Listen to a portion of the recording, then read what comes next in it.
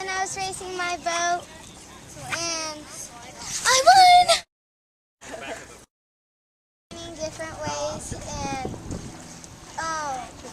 that paddle broke, so we had to tape cardboard to it. And so I put it down. If my dad says if it doesn't work, just use my hand, so then I go in. Miller, I'm the reigning champ. I'm still wore out, cramping up. It's a matter of paddling hard, build a kind of aerodynamic boat, and stay with it, because it will wear you out. And how'd things go this year? They went very well, with exception of the heat, and I think that slowed down a lot of folks coming out. We probably have about the same crowd as we've had in the past, and I expected a lot more this year.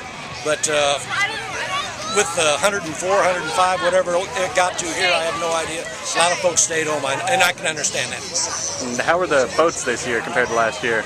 I think that every year they have the same kind of boats. You have boats that you know that's not going to make it, and you got some boats that are really neat. So they're basically the same.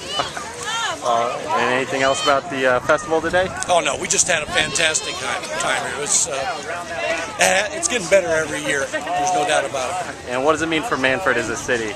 Well, Mannford as a city, it's a community building thing, and a lot of folks come out and have a good time, and that's what it's all about. We've been doing festivals here in Mannford probably for the last 10, 15, 20 years, I don't know. Starting off with Striped Bass Festival a long time ago.